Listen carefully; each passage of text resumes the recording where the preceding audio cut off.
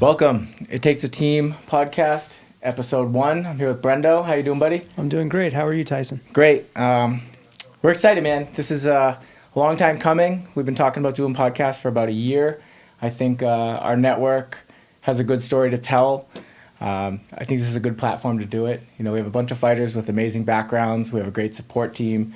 I think this will be an exciting platform to get those stories out. So just to give our listeners a background on like really what we're trying to do with the goal of the podcast is to tell our fighters' story. Like, you know, we have our fighters, they do a lot of interviews, they do a lot of like, you know, podcasts like this or shorter ones, but they really only get to give that like 10-minute elevator pitch. And so here we're trying to give them a platform to do like a long form 60 to 90 minute discussion where we can really get to know them like beyond just what their next fight is or beyond where they train and stuff like that. And really, you know, kind of build their brand and let them get their story out and kind of control the narrative on that. And then furthermore than that is all these fighters have a team behind them. Like, you know, they all have a really supportive wife or a girlfriend that really never gets the credit that's due. They all have, you know, some of them have kids at home that, you know, sacrifice a lot of time with their dad or mom. They all have, you know, coaches that sacrifice a lot of time, strength coaches, nutritionists, like the list just goes on. So I thought it would be good to, you know, bring these fighters in and not only learn about them, but learn about the team that's around them. I know, Brendo, you've met a lot of these people, but you probably don't even know more than like surface level, like, oh, that's his strength coach or that's their nutritionist, but you never really get that like behind the scenes of how they get into it and how do they really support these fighters. So that's the whole idea with this, is to get these fighters in here and slowly start build, you know, kind of build up a framework of what the team is that's around each one, and then get people understanding just how much sacrifice the whole team makes. So, you know, when you see a fighter fight on TV, you think it's, oh, he's here with 3 corners, there's a guy carrying a bucket, there's one guy putting ice on his back, but there's just so much more to it than that.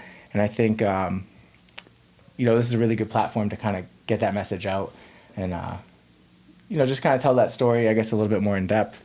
I think the other thing that I think we'll touch upon is kind of like what we're doing in New England is, I think, more the norm in overall MMA than what you just hear about on TV. You know, when you watch a fight, you might hear about the mega camps, you know, like the ATTs, the Jacksons, you know, Alpha Male, stuff like that, and you think that's kind of like the norm, as people just go to these big gyms. But I think the reality of it, you know, what we're doing in New England, there's a lot of other pockets doing that too, and those stories never really get told. Is, you know, some of these guys are driving 500 to 700 miles a week to go to different gyms. They're leveraging different coaches. You know, they're training at 6-8 different spots. So I think highlighting some of that, like what we're doing here, you know, I do think we're doing something special, but I also think it's not as unique as we might think it is. I think there's a lot of other pockets in the U.S. that are doing the same thing we're doing. It's just no one really talks about it. So I think if we can highlight that and then just kind of get people to understand that there is a different part of MMA that's not just mega camps and famous coaches. There's a lot of other role players as well and niches, you know. And I really think one of the big things we want to focus on is the individual role players behind the fighters. I always say, you know, my best fighters have a really supportive, you know, girlfriend, boyfriend, or wife or mom if they're young enough, like at home, that's really like running the ship. You know, I got some fighters that have been with the same girl for 15 years and they do everything for them. Some fighters that live at home with their parents and their parents let them just train full time rather than having to get a job. You know, Brenda, you've seen a lot of this in action. Like, you've been on fight weeks with us and you kind of see how it goes. I think that'll be another interesting dynamic that we can really like lay into. Yeah, I'm definitely excited. You know, as you said, I've, you know, been there on the outside kind of looking in. Definitely seen, you know, these guys practicing with the teams, seen them at your house for fights and things like that. But I think this will be a much deeper dive to get to know them on a more personal level, and definitely kind of understanding the whole picture of, you know, what they go through day in and day out. I agree. So as far as the setup of how each podcast will work, we're thinking roughly 60 to 90 minutes. Try to have like one guest per podcast, and maybe we have another person dial in and talk to that guest, someone that we think is important to their career, or maybe a guest comes in, you know, maybe a wife, a girlfriend, a mother, someone like that, so you can kind of have that supporting role and let them tell their story. And like, you know, it's always good to hear like, you know, bring Calvin Cater in, and we have his mom with him, and have her talk about how he got into MMA. It's a good to get that other perspective. You know, the stuff that we hear on the back end all the time, but I don't think necessarily like any of their fans really hear that story. So I think that'll be interesting to some people, and it'll resonate. And you know, I'm excited, but I think I paused there, but I think it'll be good to me and you.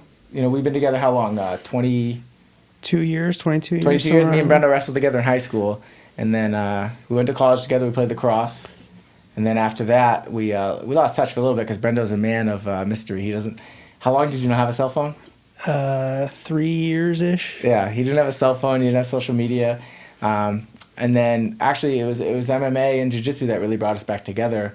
I was running a jiu-jitsu school at the time, and he popped in and he became my student. And now you're a blue belt. You got his blue belt under me, and then I went a different direction. But he's still training jiu-jitsu. He's still blue belt. Still blue belt. Still lifetime blue belt. That'll be a good time. So, you know, you have a good perspective of like you're an MMA fan. Yes. You also do jiu-jitsu. You did have a wrestling background. You know what's your take on like what we're doing? Like I guess your background with us. Like you know, I know you come on fight weeks with us. Next week you're going to Kansas with me, but you know, from the outside looking in, like what are you seeing? I'm seeing guys that generally do like each other. You know, going to Lausanne's and things like that I've done a few times. It's interesting to see such a large group that you generally don't see on, you know, Fox and ESPN. You're not seeing the down in the nitty gritty. You know, you have the pretty little, 10-minute videos on, the fight week for the main event, co-main event, things like that. But really being able to see what they do, day in and day out, it's a lot more interesting than people really give it credit for. Mm. No, I think sometimes I take what we do for granted because I'm so in it. But whenever I have someone come on a fight week with me or go down and see sparring or stuff, they always kind of say the same thing. They're like, wow, I didn't realize this is like how hard they worked, or this is what really happened behind the scenes. They only kind of, whatever they can see on TV is what they see. So it's good to get like new, I always like bringing new people out and then seeing fight week. I think as far as, your role with the team, like you said, this will be your 4th time coming out for fight week. Yeah. Like what are some of the things that you've done? Well, we've done the kind of looking at the weight cut and stuff like that, getting out there, watching them, check in with UFC and stuff like that. That's pretty eye-opening, all the things they got to sign, make sure, get all the uniforms, listening to them doing interviews and things like that right when they get there. Yeah. There's no real downtime once you land. It's kind of go until Friday afternoon where you can kind of relax, and then Saturday night's the fight. Yeah. I remember the first time I brought Brendo on a fight week, it was Andre Sukumtath was fighting Sean O'Malley. And we got there, and my wife will always give me crap. She'll say, well, what did you do today? I'm like, I don't, not much, but I'm exhausted. She's like, we didn't do anything.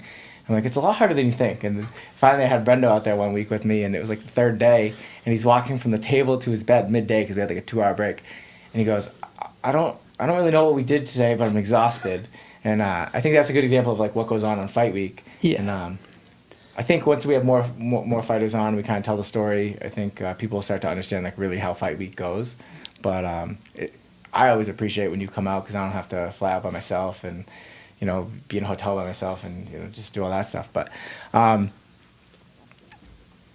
as far as where do you train jiu-jitsu now? Aqueous in Bedford, New Hampshire. Okay, and then you're pretty much just an MMA fan where you just watch a lot on TV and then Oh yeah, definitely. Yeah, definitely. It's funny. So I do jiu-jitsu, and it's I know I go hard every day I'm there, and I look at the sparring days at Lausanne. I'm like, I'm at like a 2 and they're at like a 5, and they are they're going so much harder than I ever could. It's amazing that the amount of work they can do. Now, were you watching MMA before me and you started hanging out again when you had a 3-year period with no cell phone? Yeah, I was watching MMA a little bit, not a ton, not as much as I am now, but definitely there were times where I'd put it on. Nice. Yeah, I think it's cool going through this whole journey with someone that I knew in high school, because I think a lot of people just kind of see what we're doing. They're like, oh, that's cool, you get to do that, but they don't really see like what we did before. Like you were there when I got into wrestling, which is what got me into all this stuff. So it's pretty cool to be doing this with you. I guess just as far as your background, just to kind of let everybody get to know like where you grew up, all that stuff, just kind of set the stage that way in future episodes they'll know who you are. Like, do you want to just give us a little? Sure. Yeah, like you said, we met in high school. I think it was probably like junior year when we kind of really like started talking and things like that. I wrestled as a senior for a year. Took a year off after high school. Went to college, played lacrosse for 3 years. 2 of those with Tyson. From there, got a job. Had that for about 13 years. Got laid off, and now I'm just trying to train more jiu-jitsu and do some CrossFit, and here we are. Setting PRs, bro. Yeah, definitely. I did CrossFit for like a year and I just kept getting hurt. I think the year so he took a year off after high school, and then we played lacrosse together in college. And I think the thing that stands out to me most about like college lacrosse is that day that it was freezing up on the upper field. And obviously, people that don't know about lacrosse, I think now they have more like composite sticks that are different. Yeah. They're not metal. We had metal sticks. It's freezing. It's mostly a winter sport in college because you start back up in January and you're playing all through the spring. Yeah. And it was so cold out. My hands are wet because you need grip for the sticks. So my hands are wet. It's freezing. And I'm just a little bee, just not wanting to do anything. I'm practically crying. My hands are so cold. So I just kept going over to the sidelines, sticking my hands in Brendo's armpits to stay warm. Hey, I got to do what I can. I didn't play ton, so might as well be a hand warmer. I think that's a good example of our relationship. We're good buddies. Nothing's off limits. But I think if I go into my backgrounds for there's a lot of people probably listening to the first episode that know me, but for people that don't know me, I grew up in Deerfield, New Hampshire. Went to high school and college in Manchester, and I started wrestling in high school. And that's eventually how I got into MMA. I wrestled, played football, and then played lacrosse with you at college because it didn't have wrestling or anything. And then when I got out of grad school, I was just so bored. I was like lifting, playing basketball, and I remember I saw a pay-per-view ad. I think it was Tito Ortiz was fighting, so I ordered the pay-per-view. And I was like, I'd love to try jiu-jitsu. And then a few months later, I tried jiu-jitsu, and one of my friends was, one of my training partners was training for a fight. He asked me if I'd spar. I was like, well, I don't know what sparring is, but I'll do it. And then I actually cornered him for his fight because we didn't have anybody in our gym that was fighting. So we went. He got armbarred in like the first round or something. Of course, me in your corner, they're not going to do great. I don't know what I'm talking about, but he lost the fight. But then I kind of got the bug. I was like, all right, I'd like to do one fight. And then fast forward, I ended up doing 15 fights, and slowly during my pro career, I started managing some of my teammates, just helping them get fights. And at the same time, I was cornering a lot of them. And that's how it happened. I just got into managing one guy. Then I was managing another one. And then I was managing a third. And next thing you know, I was managing all my teammates.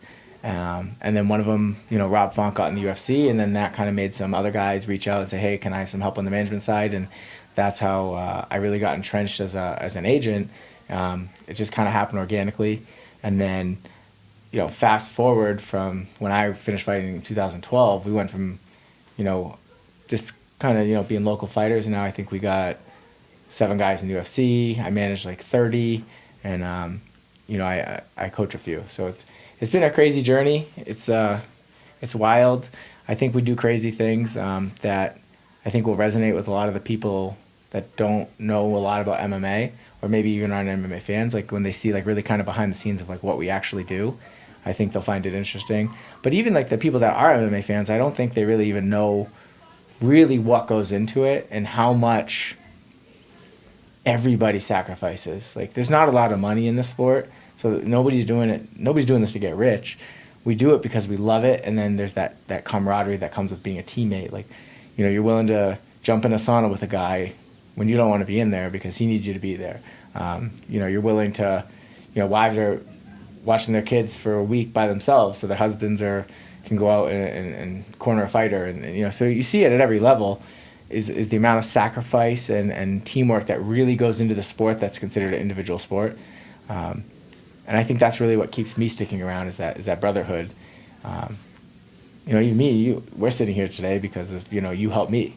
And so I think it's just good in that aspect. But I think that's what I hope to bring out with this whole thing, us doing this, is to be able to showcase that, just how much like these fighters sacrifice, how much their network sacrifices, how much like everybody on every level is sacrificing to get these guys there, or girls. And I can assure you, from my experience, before I started, going to practice with you, going to, fight week and things like that, there's no way you can know what they go through. Just no way. There's so much in depth and things that they do. This is going to be a good way to kind of tell that story and, see some human interest and, make these, they're athletes, but they're people too. They're not just, they're not just the heroes on TV. They have real lives. Yep. So this should be it should be a very interesting journey. Now, obviously this is a leading question, but when you look at some of the guys that and you look at their social media presence and the personality they project versus when you know them in person, like, do you think they line up a lot? Or do you... I'm not saying like them being fake. I'm saying like, if you know this one guy and he, like, oh, that guy's super cool, is that the same vibe you get online when you go and look at their social media? For the most part. Yeah. I will say that, when you get to know them a little bit more personally, they're a lot less intimidating. Because, there's the expectation that these guys are, constantly fueled and angry. Most of them are actually really, really, down to earth, very nice guys. Yeah. So I think that, obviously I'm looking at it from like the business side, being a manager, is I think the problem I have is knowing these guys as personally as I do. I say guys, I mean guys and girls, but knowing these athletes as well as I do, and then I go and look at their online presence, I'm like, listen, you have an amazing personality and it's not shining through. Like, so I hope that's another thing that we can help with here is really giving that platform to like let everybody else know just how like cool and unique they are versus what you might see in a 10-second clip on Instagram or a soundbite that the UFC gives them on an interview or something like that. So I think if that's one thing that we can really help with, I think it's that. Because I think once people really know the story behind a fighter, whether or not he's good or it doesn't even matter. Like they want to see the story and then they want to follow the story. Yeah. So I think if anything comes of this, if we can hook some people into their stories, I think that's really beneficial to them. And then it's obviously us helping our fighters and then us, obviously, obviously we're trying to help them everywhere we can. But just I'm always thinking of different ways we can help and different cool things we can do. And obviously I think, any of the podcasts I've gone on, it's been a really fun experience for me, and it's fun. And then you get to go watch it, and then, you have your relatives and everybody, they'll reach out. And I think the one thing I've noticed is the ones that I've done that are longer, people get to really understand what I do versus those 10-minute ones where you kind of say the same thing everybody says on everyone. So I'm hoping that we can really get them to start talking. Yeah, and I think that the 10-second clip you see on Instagram on TV, that is them trying to not put their foot in their mouth, and hopefully this will give them that platform to open up and be a little bit more free with what they want to say and what they want to talk about. Nice. So if you had overall goals for what you hope to get out of this for you and the fighters, what do you think it would be? For me, I just like to know the story. Personalities are something that they don't get shown too often. For the most part, it's okay. Here's the work. Here's what this guy is doing. Here's the fight, and it's over. I'd like to get to know these guys a little bit more personally and kind of understand, their struggles, their things that they've accomplished. For them, I hope it just allows them to get a bigger fan base. Yeah. Because like I said, I've met them. I've met a few of your guys. They're super nice, but it's not necessarily something that they can show on TV in that 10-second clip. Mm. So I'm gonna put you on the spot. Who do you say your favorite fighter is that we work with? As a fan, not personally, as a fan. That's a great question. That's not fair at all. Why would you do that? Because then when they come on here, we can razz you about it. I will say that I have had a chance to talk with Andre Sukumtat a lot more Yeah. than a lot of the other guys. So personally, I'd like to get to know him a little bit more. Yeah. You know, super nice guy. His wife is super nice. I've never met his kids, but they seem nice too. They're adorable. They have their own Instagram page. Yes, they do. Yeah, I mean, Andre's like the type of guy that I think really people don't know his story. You know, he'll eventually be on, but you know, kid he's from Rhode Island, lives in Florida, and now comes up to do the last 6 weeks of his fight camp up here. He has to leave his kids for 6 weeks. So his wife ultimately becomes like a single mom for 6 weeks, and she makes that sacrifice, but she's willing to do it. So like Andre and his wife having, you know, him in here, and then she can Skype in and just talk about how they do it, you know, because that's pretty amazing. I know I couldn't do 6 weeks with my kids without my wife, but you know, there's so much of that goes on that no one talks about, you know, and his kids are freaking adorable. Right. So Andre is your favorite fighter. You hear that, guys? Andre's the favorite. Always trying to get me in trouble. Man, Rob and Calvin are gonna beat you up. They already do anyway. Whenever we roll, it's Sure. fine. Yeah. I think.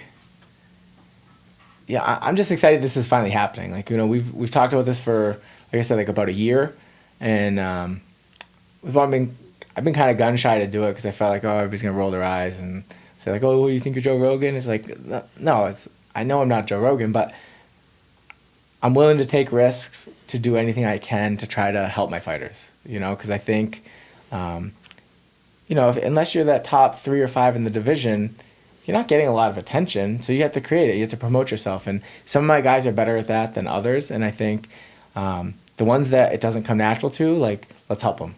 So I think if we can do that, and then as a byproduct of that, we build their brand, we get their story out, they get a bigger following. If it makes any sort of difference, that's awesome. And if it doesn't, we're all gonna have fun along the way, and you know, have some laughs, and I'm sure talk some crap about what people say on here and joke around about it. Yeah, I think I'm gonna get some heat for that last question. Thanks. But no, ultimately this is to help bring an eye or several eyes to what's happening in New England MMA. Yeah. So. Yeah, and I think obviously I just want to point out again, like normally we will have a guest on here that you know, will sit right next to Brendo, and we'll be able to, you know, have you guys ask questions to them. Even, you know, have the ability to Skype people in and ask questions. You know, we can do we have a bunch of different options here. We're excited about. So I think just the first one, the whole goal of this is we're just trying to let you guys understand what our goal of the podcast is, get you to know us a little bit, obviously get to know us better as we get more episodes. But and then from there, just like start building the fighters' brands and start getting them in here and having some fun. You know, I don't think either one of us are claiming to be disc jockeys or anything. So we're gonna learn at this too. But I do have a face for radio.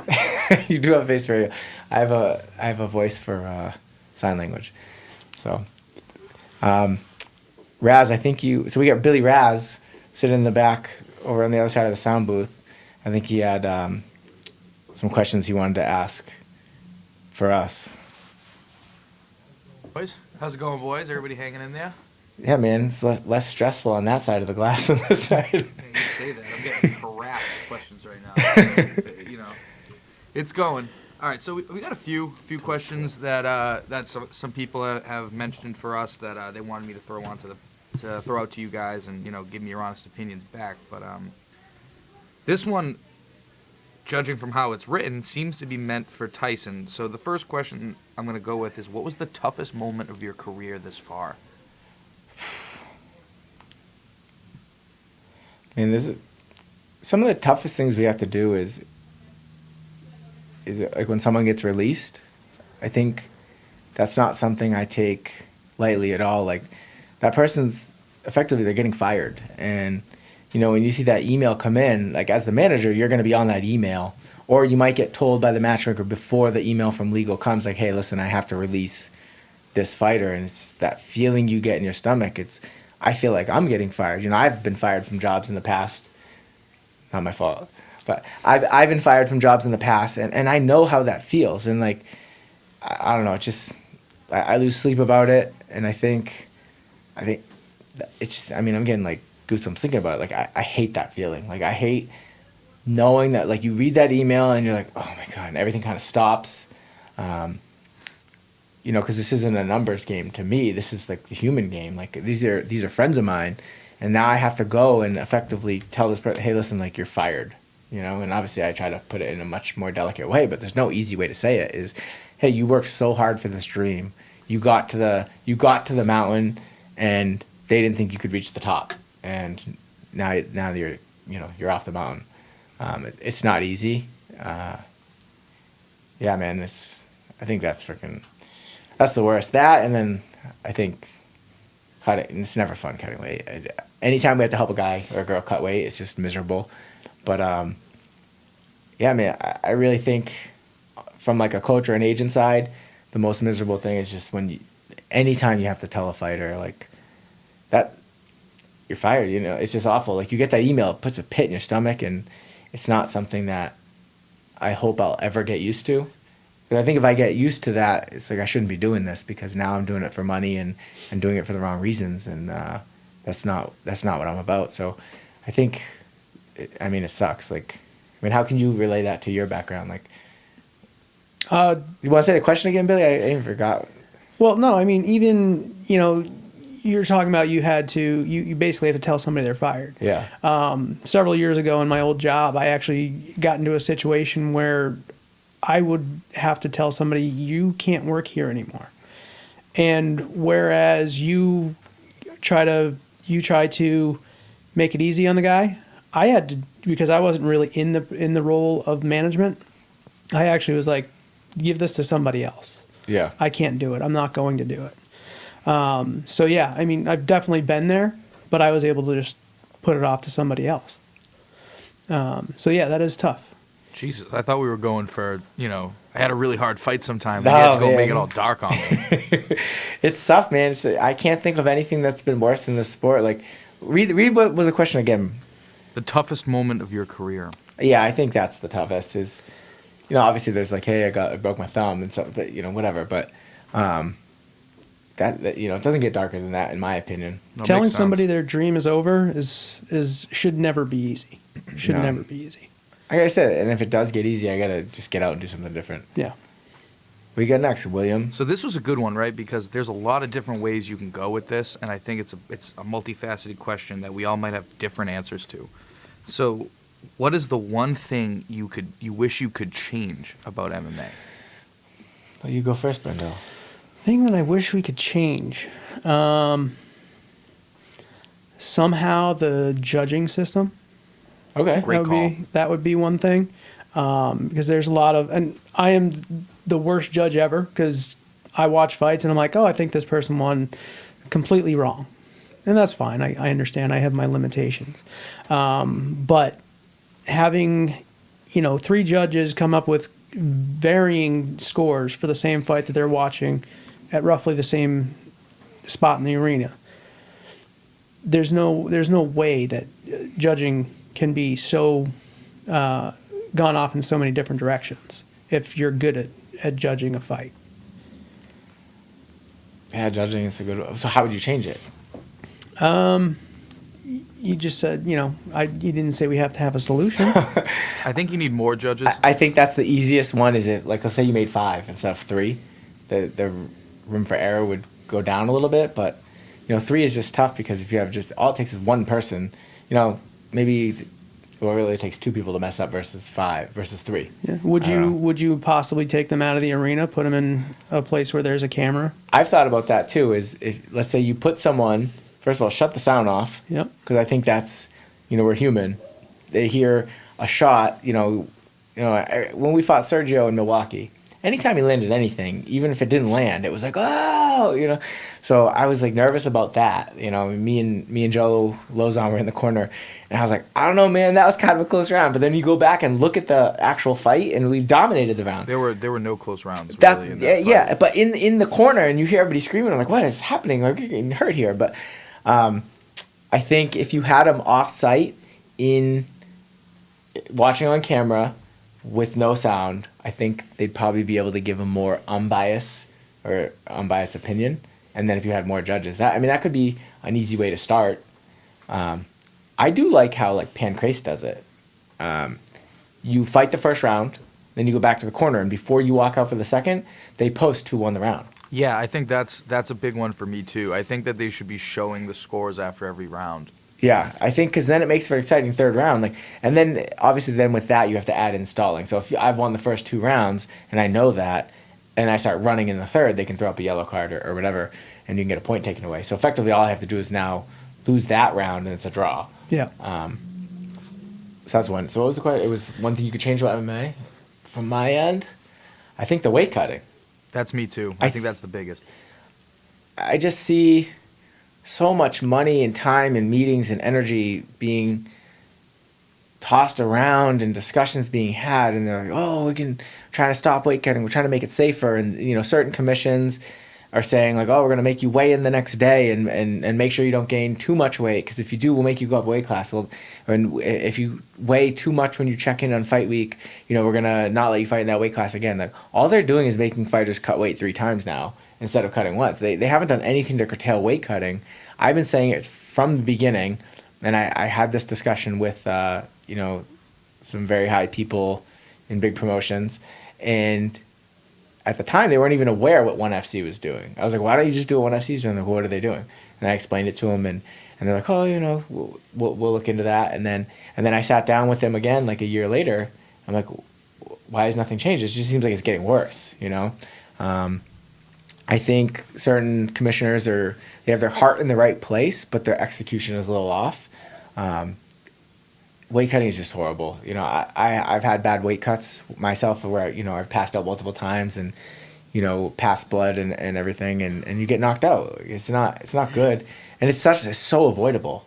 So I think if we could do away with weight cutting, I don't think it would be that hard.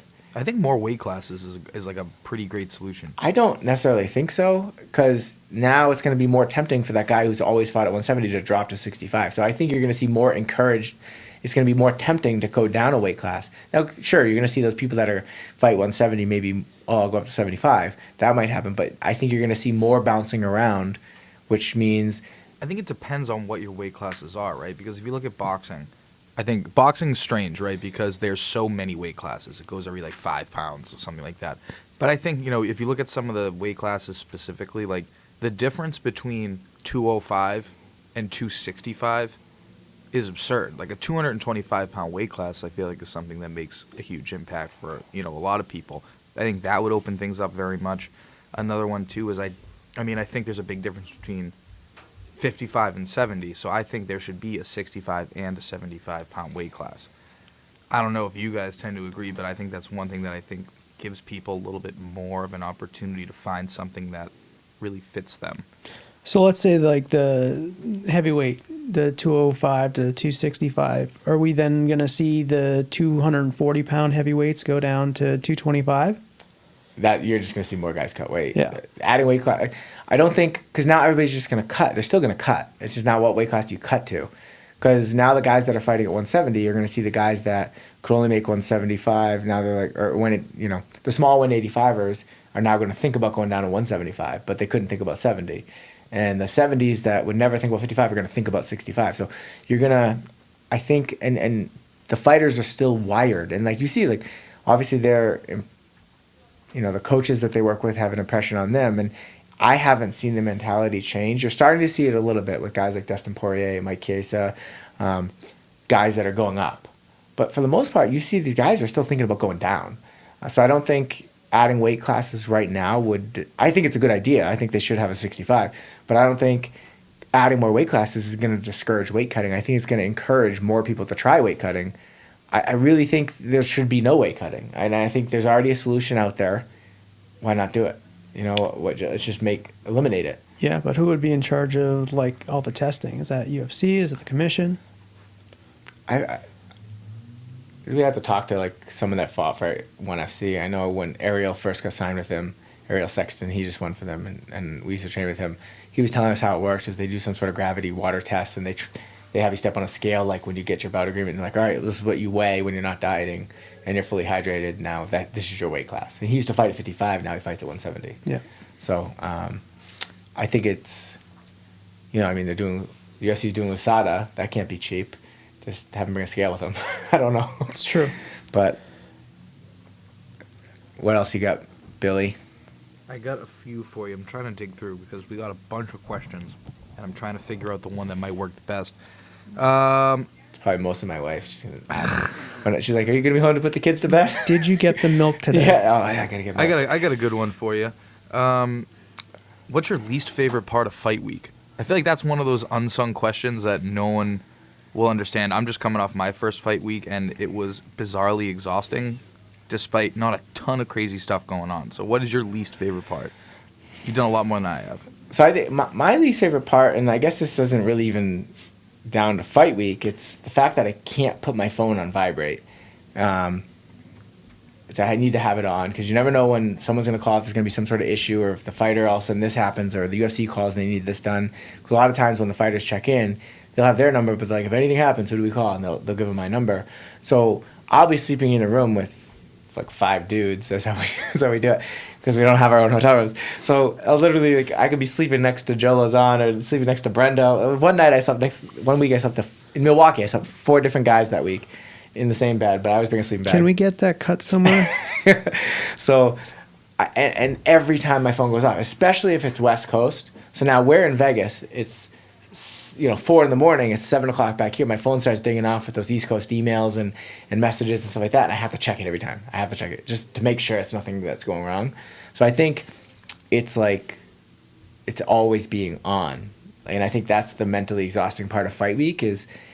Like if you wrote down what you did that day, it's not going to look really impressive, but it's mentally exhausting. It's like you get up and you're just the whole day you're thinking about the fighter. And then when you're not with the fighter, like let's say, hey, we're working out at 11. We'll try to get food before that, work out at 11. And then we're like, all right, what time are we working out next? So we're going to 4. So we try to run and get something to eat. You can never relax. Yeah, but then you have to try to think like, well, oh, no, we can't go to that place because that's too far away if something comes up.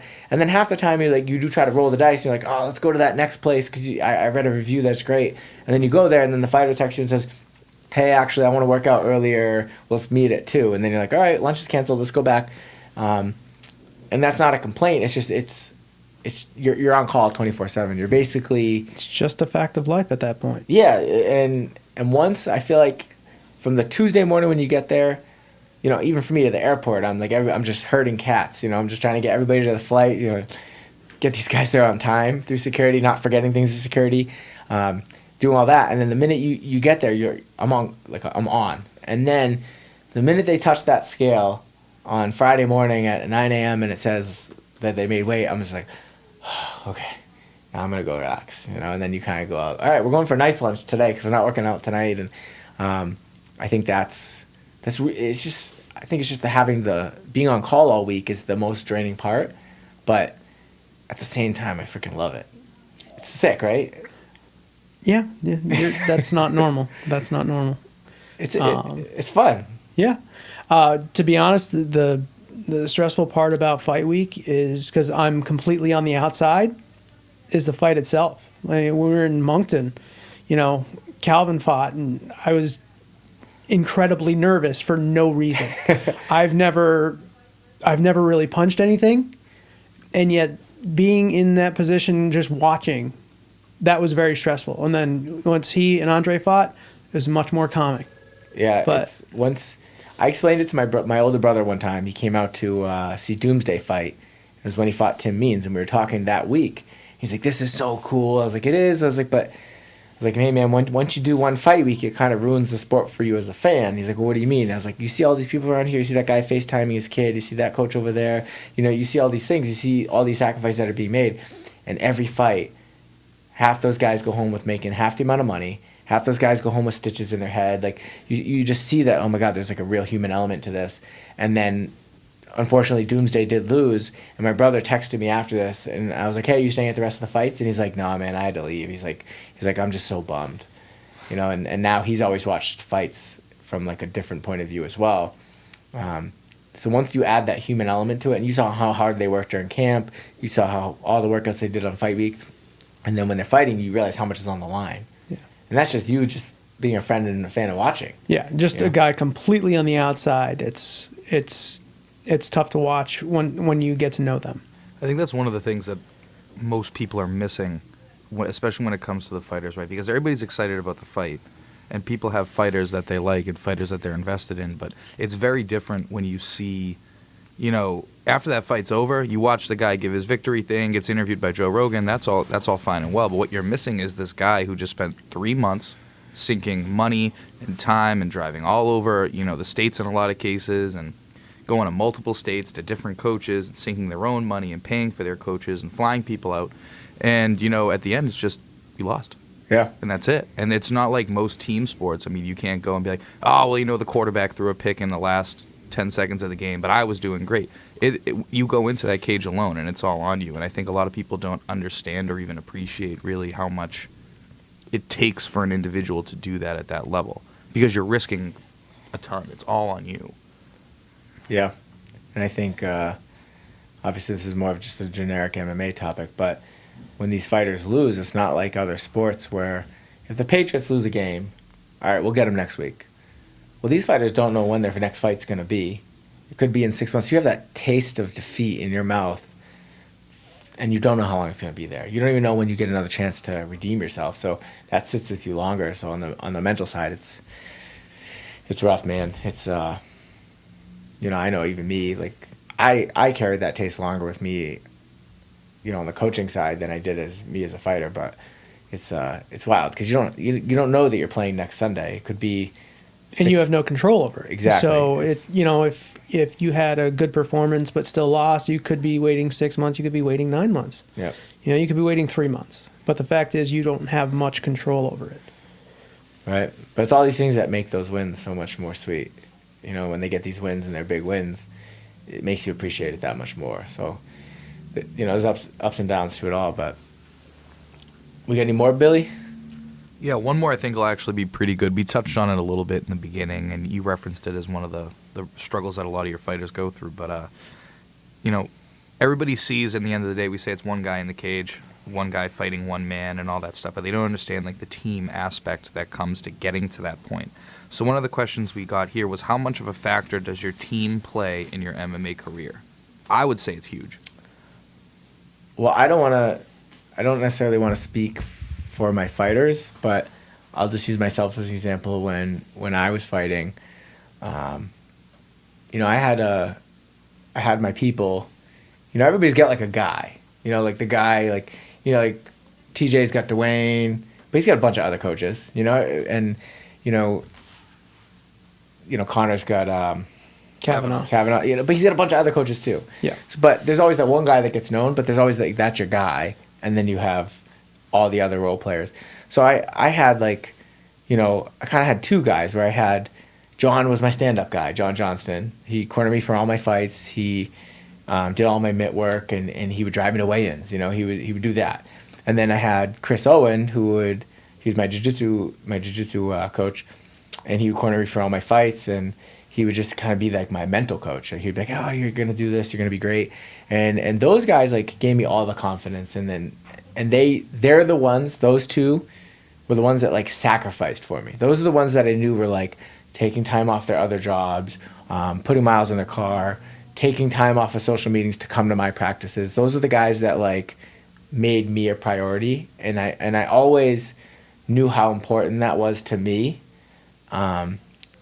And I channel that now to my fighters. I want to be a member of their team like they were to me. So I learned so much from their selflessness and their sacrifices that now I try to do the same thing for the fighters.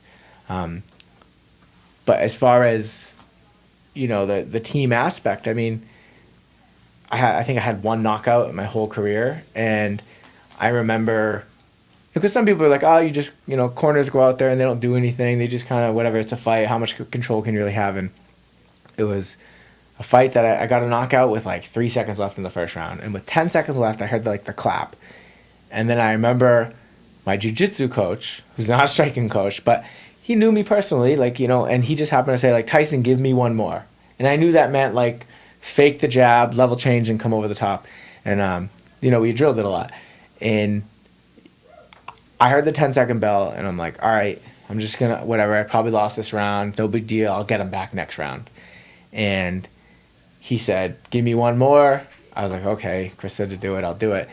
boom, overhand, knocked him out. And then that was him, you know, like obviously I did it, but you know, he could tell by my mannerisms I was cashing in the round because he had spent all that time on the mat with me and knew me as a person, and he knew he needed to motivate me at that time, and it worked. And like I'll always be grateful for that because now I can walk around and say I knocked a guy out. But no, but it's just I always carried that stuff with me of how selfless they were, and then as long as I knew that they had bought into my career, I was buying into their advice. You know, you surround yourself with great people, you can do great things, and that's what I was trying to do. And then now, on the other side of my journey, which is like the coaching, I try to like use that passion that they had for me towards the fighters. So I think the team aspect, in my opinion, is way more important than other people give it credit for, which is why we call it takes a team and why we're doing this. But so obviously I'm biased, but I do think like if you got to talk to even all these high level guys that, you know, have the guy, I think when you sat down with them and then talked about, well, who are your other guys, they'd have a bunch of other people too. But I think the big asterisk that we need to put next to this is these have to be people that are making sacrifices for you and putting you before themselves at times. And then that won't go, you know, it'll go unappreciated sometimes for sure. But for the most part, these fighters that are smart, like they see you, okay, he's willing to sacrifice for me because he believes in me. They're going to do a lot more for you. Like they're going to try harder. They're going to listen to you. You know, they're going to trust you. And I think that's where like the beauty of like the relationship can come out. Yeah, and definitely, you know, just kind of seeing your interactions with Rob and Calvin, you know, you've bought into their career, they've bought into your advice and your help, and, you know, it definitely is one of those things that you look at it and, you know, if the whole table wouldn't be there if you all weren't there, you know? I always describe it as we're spokes on a wheel. You know, you take one spoke out, the wheel's going to crumble. So no spoke is more important than everything. You know, like, you have your coach, you have your agent, you have your sponsors, you have your girlfriend or wife, whatever.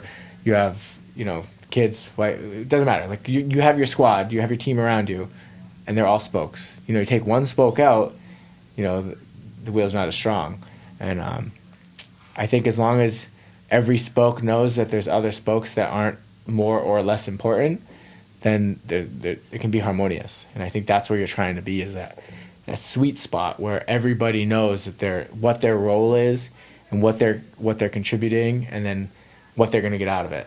And yeah, it can be beautiful. That it can. That was a long answer, Billy. What do you got next? We got anything else? I think those are the best questions if we're talking about what I got so far. I mean, one that's a little bit fun, if you just want to give them a little fun story, is what's your favorite place you visited that MMA's brought you? I always say that the UK was fun. We went to Manchester. We didn't actually fight. Rob Font was supposed to fight Ian Entwistle, and like a half hour before weigh-ins, the fight got canceled. But so we got to spend a week in Manchester.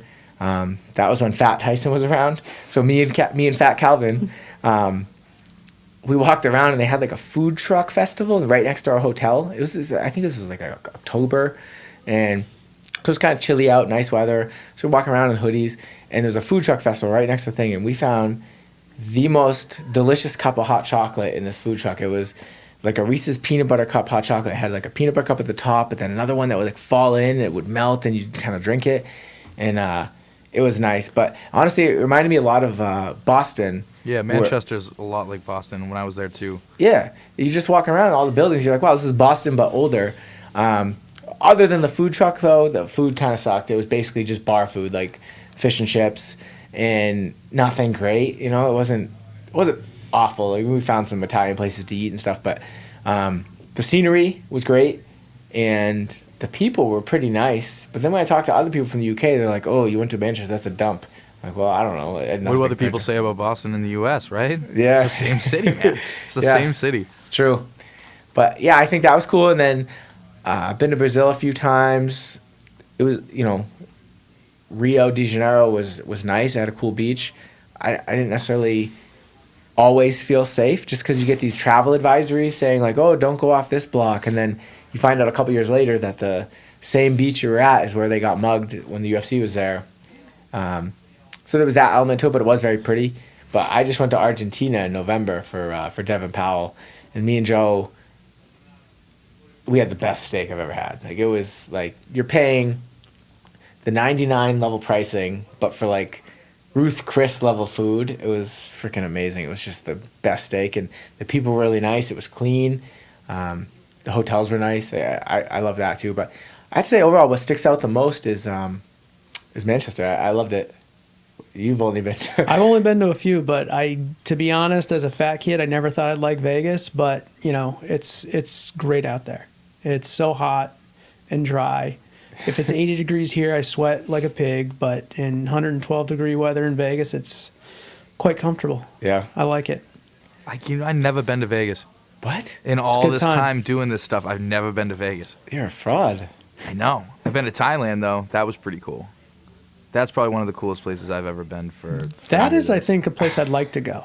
Oh, I yes, thought I it wanted is. to. I thought I wanted to go, but I was talking to I don't remember where I was talking to this kid, but he was saying his first. Oh, Matt Probin. He just fought in Bellator, and he was saying his first night that he stayed in Thailand, he met with the instructor. They're like, "Oh, here's your dorm," and he put him in this room with the bed, and he hears rustling around in the middle of the night. So he takes his phone flashlight, flashes it on it, and it was just a frog in the corner of his room. He's like, "All right, whatever." Goes back to sleep, and then all of a sudden he hears this is the sound he made. I don't know, and he looks over, and there's like a snake eating the frog in his room. I'm like, I'm never going to Thailand now. Yeah, but will the snake eat you? I don't care. I would not.